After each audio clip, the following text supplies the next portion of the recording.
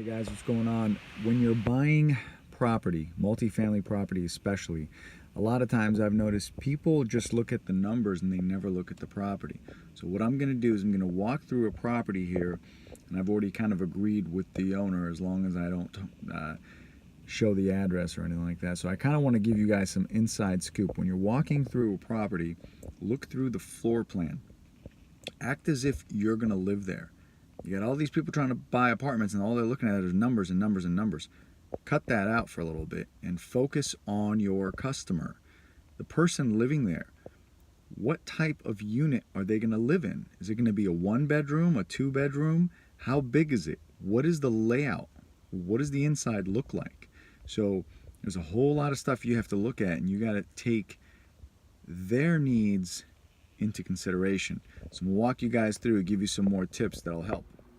All right, so you notice when you're first walking through apartment, it's usually a living room, right? So you're walking through the living room, then immediately over here, we have a bedroom, which is fantastic. You're walking through again, here's a bathroom. The bathroom leads to another bedroom, the old school Jack and Jill. And then you've got yourself your kitchen, your little balcony, your little area there, which is all very good. That's about maybe a 700 square foot apartment. The most important thing about this is if you were living here, is it realistic? Is it practical? Some of the units I see are not very well kept. It doesn't really matter how nice the kitchens are or how nice everything else is, because you're not working with Class A. So if you're working with a Class A property, it's a little bit different. So when you're over here at a property and you notice here's the bathroom behind me there, it leads to another bedroom. It's a really, really good indication that someone living here can possibly have their kids on the other side. Single mom can be here.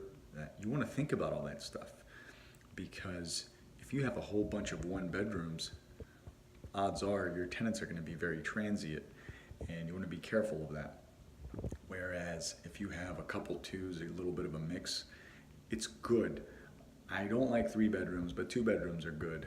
2 bedrooms are the ideal. You can't always get those though, but try to keep your eyes on the floor plan. It's very, very important. I don't see a lot of investors asking me about floor plan, and I think you guys are missing it sometimes. Maybe it's not out there, not hearing about it, but I hope that was helpful. Thanks, guys.